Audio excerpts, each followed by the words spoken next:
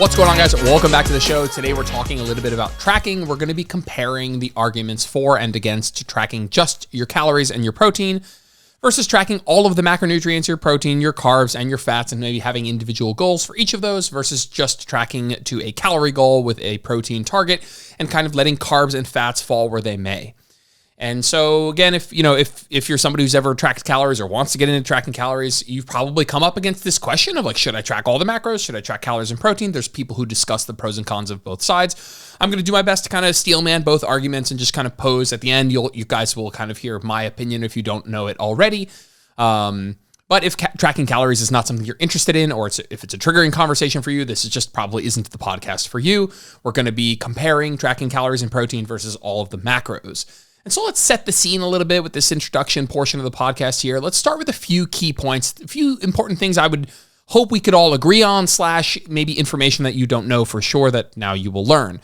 Number one, when calories and protein are equated, when we look at the research, and you have two groups, one of them maybe eats high carb, the other one eats low carb, but total calories and total protein are equated. We see the same body composition changes, the same amount of fat loss between these groups. And so when calories and protein are equated, we see, one of the arguments might be that it's not exactly the same, but let's say for, an opening argument's sake, we see roughly the same body composition change, fat loss, muscle retention during a calorie deficit phase. And so at first glance, if they are the same when calories and protein are equated, you'd have to kind of come to the conclusion of like, well, if I can get away with or get the same benefit by tracking less things and just track my calories and protein, which seem to be the only variables that matter, or at least the ones that matter, by and large the most. The onus is really on the you should track all the macros group to convince the average person why it's important to do so and not just calories and protein, if carb to fat ratios don't matter in a lot of this research when calories and protein are equated. So I hope that made sense. If we look at the research, by and large, on the whole, calories and protein equated, people are going to see the same results in terms of body composition change. And so if that's true, and we could, we're going to talk about some of the arguments maybe for and against that. If that's true, then the onus has to be on the track the macros group to convince the calories and protein group, because why would I track more things when I could track less things? And some other things that we'll just assume to be true for the sake of this podcast is that tracking less metrics provides more flexibility. I think that we're all on the same page of that. If I track less stuff, that's probably both easier to sustain long-term, but also provides me some actual flexibility within my diet, which we'll talk about a bit more. You'd have to have a benefit or a reason to track more things than you need to. And again, if we're assuming that just calories and protein are what matter most or potentially at 100%, for a body composition change, you'd have to have a reason to track more than just that. And so again, that onus falls on the you should track all the macros group to pose a reason to do so. You're only tracking things. Think about it. You're only tracking calories, like you're only tracking anything at all, right? The only reason you track something is because you value the benefit of doing so versus not doing so. And I know that a lot of those three sentences are pretty synonymous.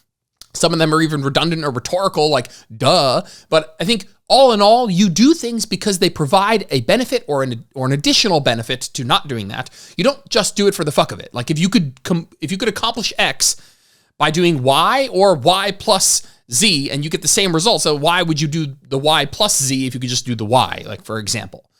Again, you'd have to strongly consider that. So again, we'll finish up this intro here. If we agree that tracking calories and protein provides more flexibility to adopt an eating pattern that more closely reflects what you enjoy most, basically if you like eating slightly higher fat or slightly higher carb, you would be afforded that flexibility a bit more, especially on a day-to-day basis to kind of fluctuate between those two a little bit, so long as calories and protein are equated. You can do this by more intentionally letting, foods you enjoy guide your food choices without nitpicking your carb to fat ratio. And again, it also simply involves tracking less things, which is inherently going to be more sustainable for basically everybody. And I'm probably speaking to more so the average person here, not professional athletes and stuff, which we will address actually within this podcast. So the track all the macros argument must have some added benefit that is at least as important, if not more important, to some people than the added flexibility, which can lead to greater sustainability of just tracking calories and protein. right? You'd have to have a reason to track something, track more than the other group. There has to be a reason, a benefit to do so.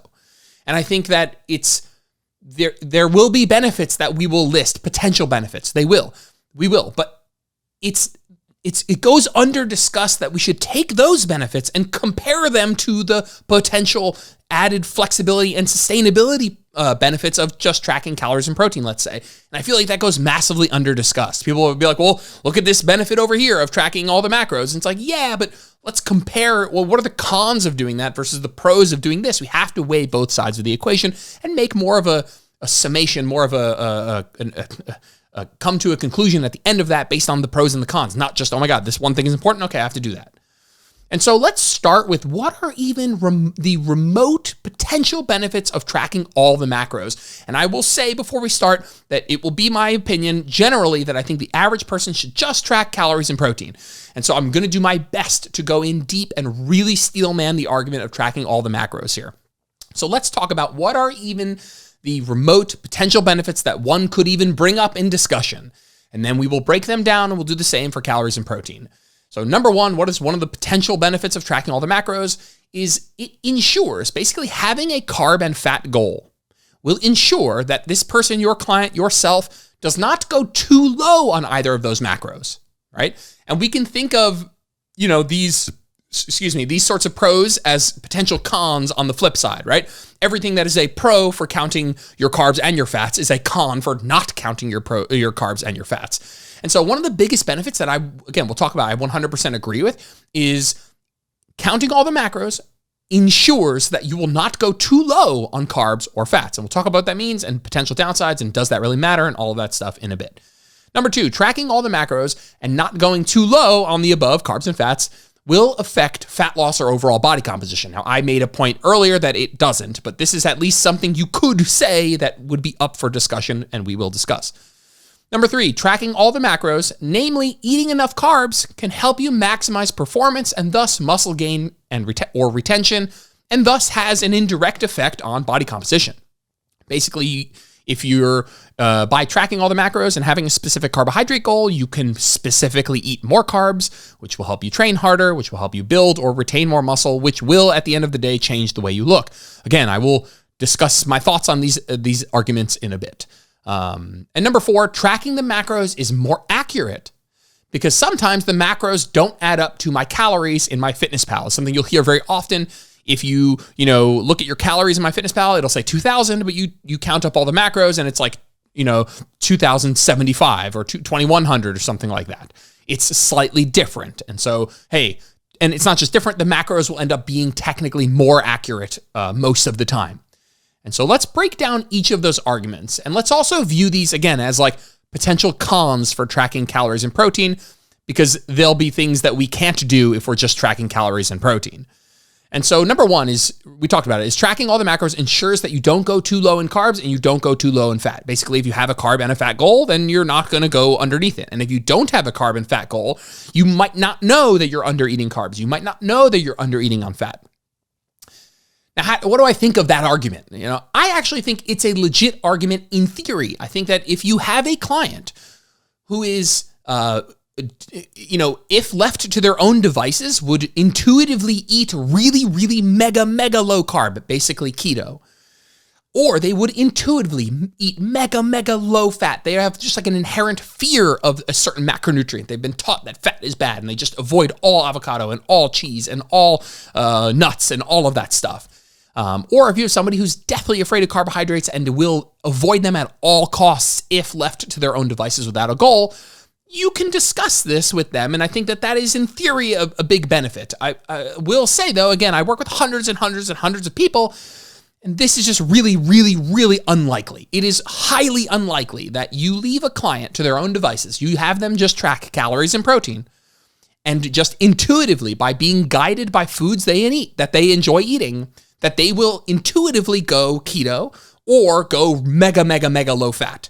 Now, there's a follow-up question of, is going keto even bad? I mean, if somebody intuitively, by just tracking calories and protein, generally shifted towards a really high fat intake and a lower carbohydrate intake, is that actually something bad?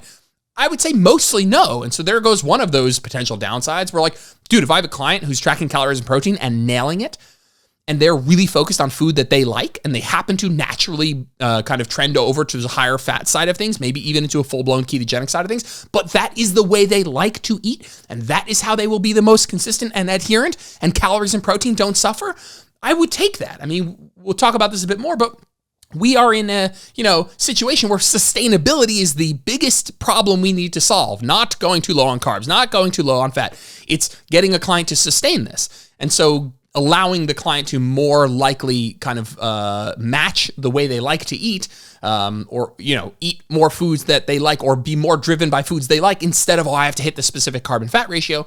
Chances are that's going to bring more people more success, because there's more flexibility for them to match their macro intake to the way they prefer eating and allow it to change day to day, which we'll talk about a bit more. So tracking all the macros ensures you don't go too low on carbs or fats. Yeah, technically that's true. If you have somebody who's deathly afraid of either macro and will not eat the macro if you don't make them eat the macro, then this is one way to ensure that that won't happen.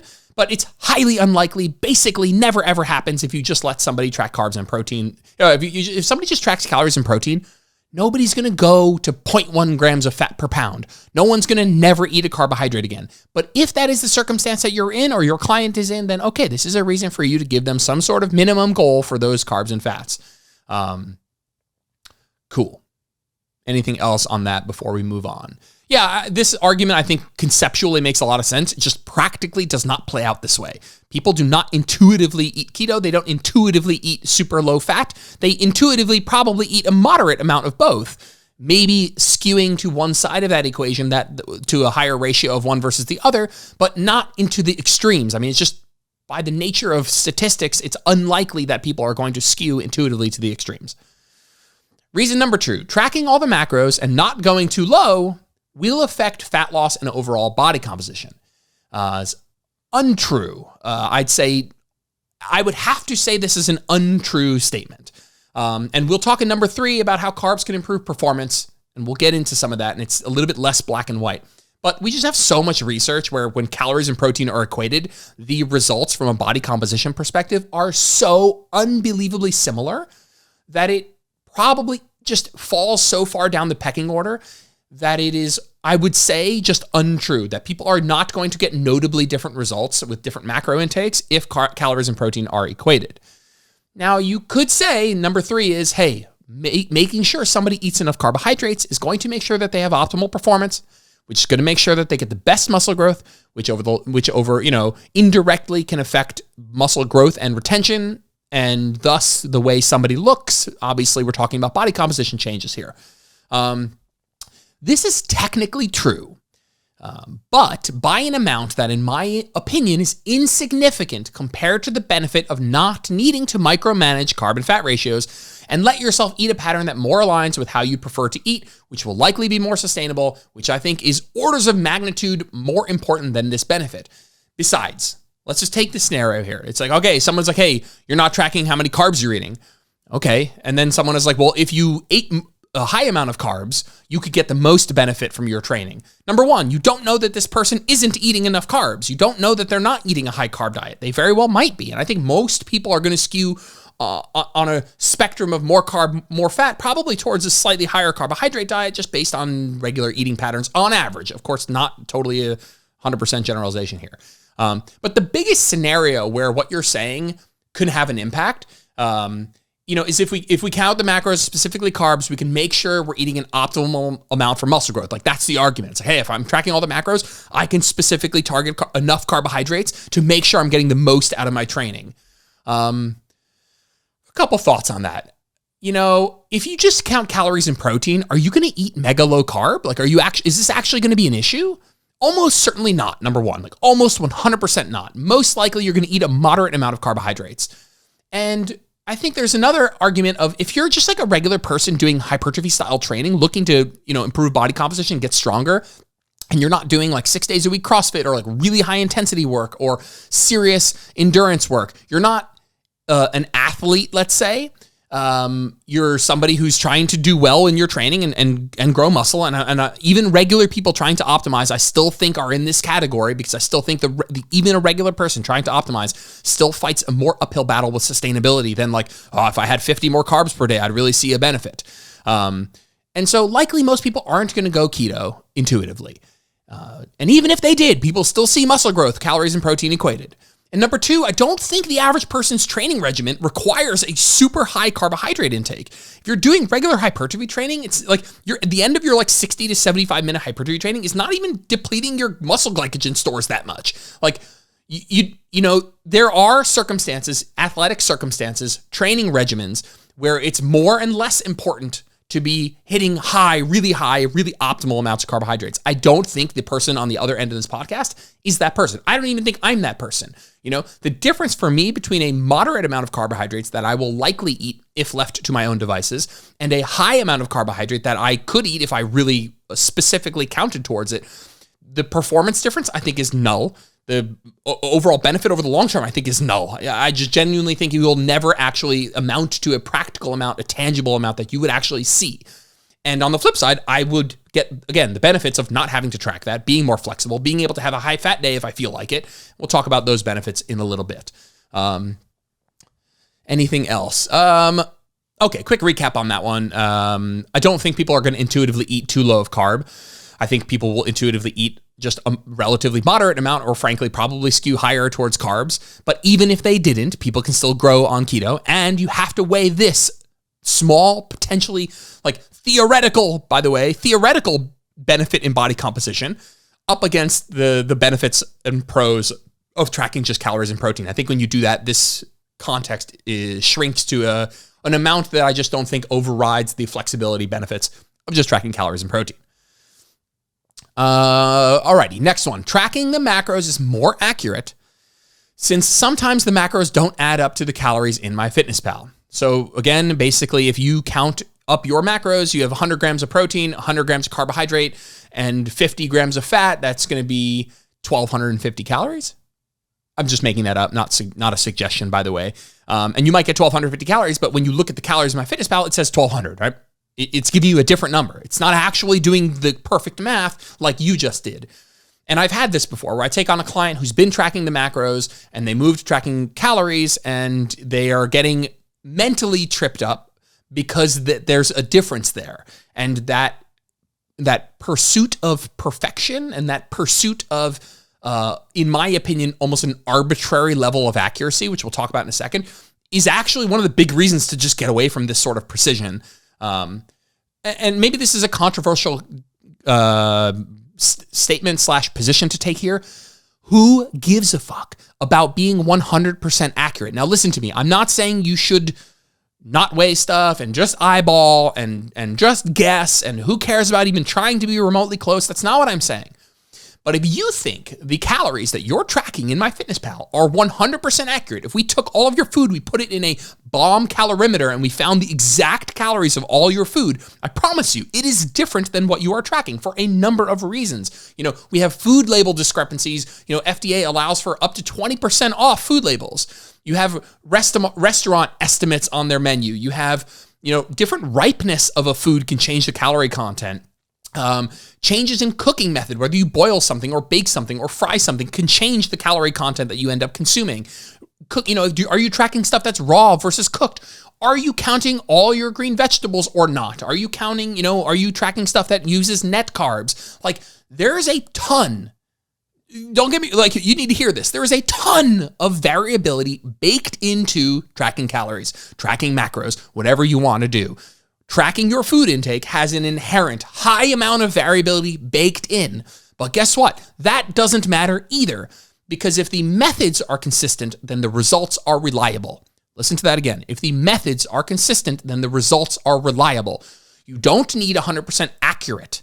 You won't ever get 100% accurate. What you need is consistent enough methods that the data you get is reliable, that you can judge, make deductions from that data. You can say, hey, my methods are so consistent that I know that what I'm eating, whatever number I'm tracking, is causing X. It's causing my weight to go up. It's causing my weight to go down. It's causing maintenance, whatever. You don't need, nor will you ever actually get 100% accurate macro data. It's not accurate. There's too much inherent variability baked in here. And so your pursuit of perfection is already a fool's errand. It's just not possible. You should pursue reliable data via consistent habits, consistent methods. And so if you find out that when you track all the macros, and then you compare it to the calorie number in MyFitnessPal or whatever app you're using, that consistently the number you get when you count up all the macros is higher, right? So you're like, hey, I got 1550 when I count up all the macros, but it says 1480 when I look at the calories. Chances are it will always be off by roughly the same percentage in the same direction over the long term. Again, not every single day because you eat different things. But if you use consistent methods with the way that you track and your food is off by a small percentage in the same direction on average over the long term, the numbers you're getting, the data you're accumulating is reliable. You need reliable data. You need to be accurate enough, but more than accurate is you need to be consistent with your methods so you get accurate data.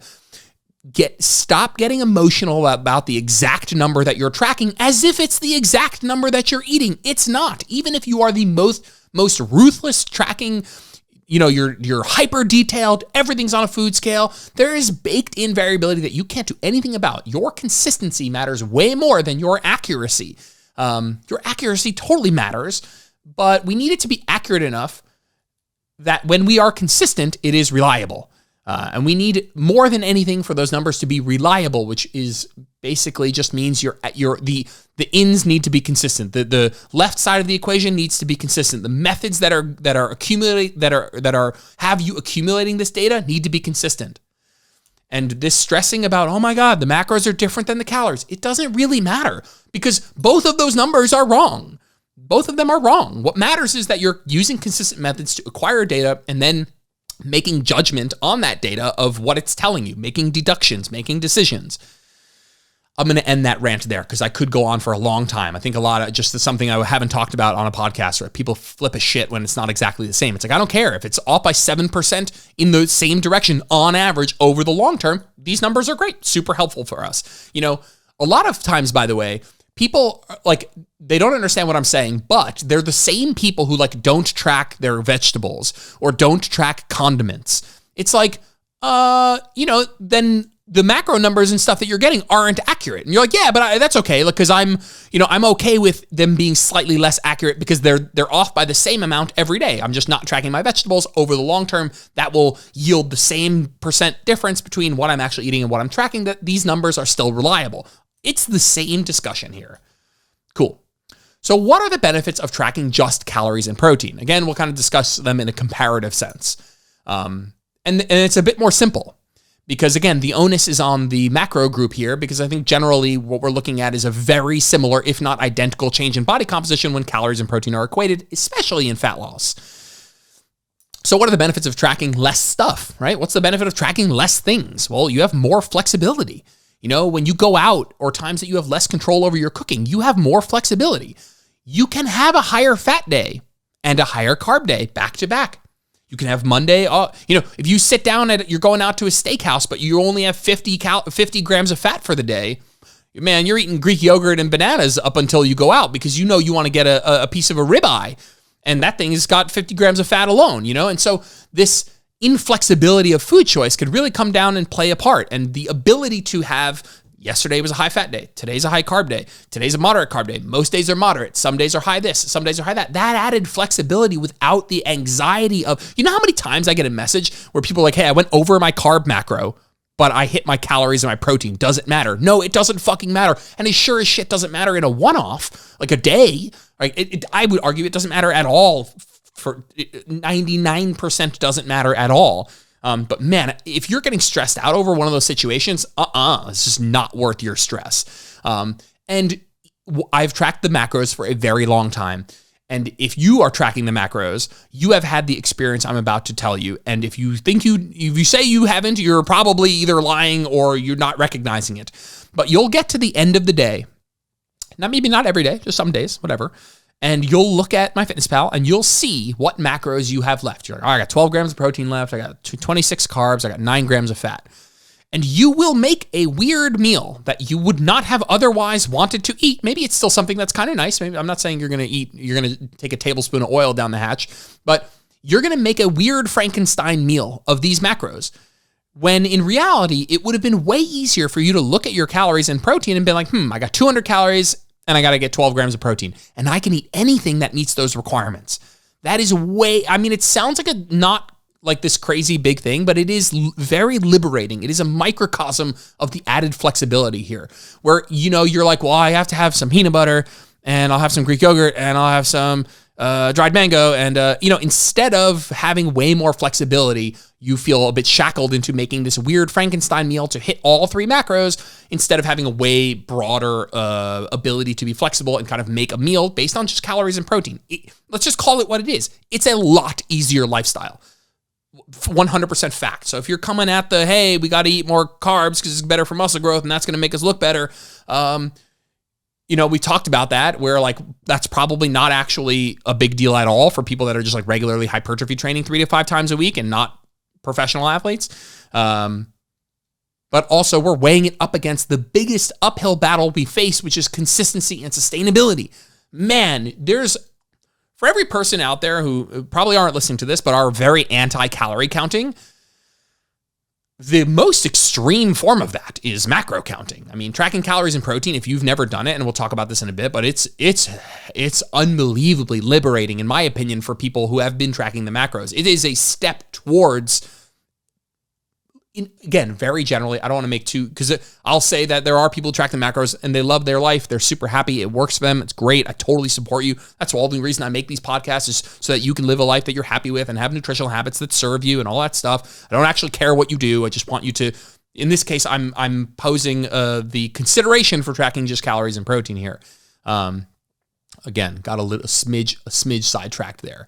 But I think if you're ranking the way you think about food I like and eating patterns I like is just too far down the pecking order, right? When you what I'm in the mood for, what I would enjoy is too far down the pecking order when you track all the macros. Because somebody could be like, yeah, but you could adjust your target macros to better meet your average preference of carbs and fats. If you generally like slightly higher fat, then you can program yourself with your macros. You can set your fat macros slightly higher. I get that. And actually, that's a good idea. You should totally do that. But what if on that day you feel like going higher carb, or you happen to be in an area or a food situation that calls for a higher carb, or you just fucking prefer to have a bacon wrapped filet, which has a ton of fat, and now you're all stressed out because you went over your fat macro. Okay, it's not a scenario I would want for people. If calories and protein are equated, I just don't believe 99% of people listening to this podcast will ever experience a difference in their physique, but will experience a vast improvement in their quality of life, consistency, sustainability, enjoyment with their food. I just think that the scales aren't even close to being equal here. So who do I think should strongly consider tracking all the macros after all of this being said? Pro athletes, bodybuilders, people trying to absolutely scrape every percentage of benefit. I made an argument that, I don't think that there'd be a big difference at all for people training for hypertrophy between moderate carb and high carb. Or at least that argument is so far down the hierarchy of what's important that I think it is overridden by all the other benefits of sustainability and flexibility that I've said a fucking gazillion times. But pro athletes and bodybuilders and people trying to churn out every percent of benefit, they don't care about ROI. They don't care about best bang for your buck strategies. They don't care about what's most sustainable. It's their job to be their best. And what makes these people their best is they check every little box. And I think this is such a little box for the average person, a slightly larger box for these people, totally worth considering 100%. Number 2, people who should strongly consider tracking all the macros, people who are truly afraid of a macro and would otherwise undereat them if left to their own devices. I think that that's a fair argument. If you have a client who's like, man, I'm deathly afraid of carbohydrates and I don't think that's serving me. Okay, let's push you to track your carbohydrates so that we can start to unravel some of this fear and start to integrate this into, hopefully what becomes a better life for you, which is one that involves, all the macros. Number 3 is someone who's interested in what their averages look like out of curiosity. So number 3 is just if you're fucking curious. And I'll tell you right now, if I have a client who tracks calories and protein, once in a while, we're going to check in with all their macros just to make sure they aren't the person who's intuitively eating no fat or intuitively eating no carbs. And that is why I know, after working with hundreds and hundreds of people, that has never happened to me ever. I've never had a client who's like, wow, shit, we're 3 months into tracking calories and protein. We're like, holy crap, you've been eating 15 grams of fat. Like, that's never, ever, ever happened, and highly, highly unlikely. But it is worth speaking. It's worth considering. If you're a coach and you are having your clients track calories and protein, I think once in a while popping in and just checking is a good idea. That's the responsible thing to do. Number 4 is somebody who's just done it for so long and it's ingrained in them and it's what they know. So people who should strongly consider tracking the macros: pro athletes, bodybuilders, people who don't care about bang for buck strategies, don't care about consistency. They need to do what's absolutely, absolutely best. Even if there's only potential benefit, they need to go for it. Number 2, people who are afraid of a macro and genuinely would undereat it, and that's not their best life, and they want to work on that. Number 3, somebody who is just curious as to what their carbon fat intakes are for educational purposes, potentially. And number 4, somebody who it just already does it and is listening to this podcast and is like, you know what, it's already what I know and I'm happy and it's helping me maintain good health, and that's what's important to me, and I feel good mentally, and all of that stuff checks out. Great. Don't change your strategy. That's fine. What I would even say to that person, by the way, is maybe you don't even know how good it could be, how flexible and enjoyable it would be to not have that burden. Maybe you're just like used to having that burden, and it'd be still worth maybe considering. But okay. Who do I think should strongly consider just tracking calories and protein? Everyone else. Everybody else. Everyone else. And then I just wrote some other random thoughts here. I just was kind of like, how would I close this podcast? Just kind of blurbing. Other random thoughts is, personally, I would sooner have somebody track their fiber than their carbs and fats. If we're looking at best ROI in terms of return on your effort, return of investment on your effort, calories is number 1. It's going to be the most important thing to track. Protein's number 2. I would put fiber above carbs and fats. I think you eating enough fiber, and like when we talked about the kind of person who, if they don't track carbs and fats, would undereat carbs or fats, that I don't think is very likely. I do think that most of our population is not eating enough fiber. And so to me, that is a way more important metric to track. And so I would definitely more strongly consider. I mean, I've had way more clients track calories, protein, and fiber than protein, carbs, and fats. And so I would sooner have somebody track their fiber than carbs and fats. I think it's a way more meaningful metric, frankly. Number 2, if you love it, just like random thoughts. If you love it and it's working for you, that's awesome. But that's not an argument for it's better, just to be clear. Go nuts and track all the macros, and you have my full support, because at the end of the day, I just care that you have something that you like. But just remember that that's not an argument for it's better. I like it. That's great, by the way. That's awesome. And number 3, I find a lot of times that it is a type A personality. It's people, without saying it, what they're saying is that it fits my perfectionist mindset, and it fits my need to check every little box and to be the most perfect I could possibly be. And what I'll say on that is, again, I don't want to overstep here, but that's also not a reason. That's probably the exact person who should consider not doing that and challenging that perfectionism instead of enabling it. Those are actually some of the biggest, I'm the most proud of a lot of my clients who came to me with that mindset and have unraveled it. Not everyone. You get to do what you want. You can decide what's important for you, but it fits my perfectionist mindset is enabling a part of you might actually want to be working on. And so again, let's just close this podcast down here. My final thoughts are, while I do believe that most people should strongly consider just tracking calories and protein, if anything at all, right? If tracking at all is correct, I don't actually care what you do as long as it genuinely works for you. I'm just in this state of my content creation and business and coaching where you should have all the tools. You should understand what the potential pros and cons of certain things are, and you should be making decisions based on that. And I think there's a lot of people out here. I mean, there's a lot of people tracking calories, protein, carbs, and fats who are feeling overwhelmed, and then they switch to calorie protein, and it's like, God, it's the craziest amount of added flexibility. Although it's a small change, seemingly, it opens up a big door. It's often a weight off people's shoulders. And so, yeah, that's just been my experience, right? I'm not saying, you know, I've done this with hundreds and hundreds of people, and I really don't think I've ever not had an amazing experience with somebody tracking macros and going to tracking carbs and calories and protein. Like when somebody transitions from all the macros to calories and protein, like I can't think of a time it wasn't this amazing aha moment of like, wow, this is so much more sustainable. But I'm sure there are people that's not the case, and I'm not judging you, and that's awesome. And if it works for you, I support you. And again, this is just my experience, but I do think it holds some weight just from the sheer number and percentage of times this has happened. So cool. That's the discussion on carbs and fats. You know, I think there's a lot of people out there that are going to hang their hat on the more carbs means better gains. I think that I would, not to kind of belabor that point again, but I would kind of question what that person's training looks like. And if they really require fucking 300 plus carbohydrates for 4 times a week, 1 hour hypertrophy training, like just not likely more meaningful than just letting that person track calories and protein and them getting a more moderate amount of carbohydrates. I think that person would either do just as well, or the benefits would be outweighed by the sustainability benefits. I think that is very likely the case for everybody, I'd say, listening to this. All right, guys, thanks for listening. I'll see you in the next episode.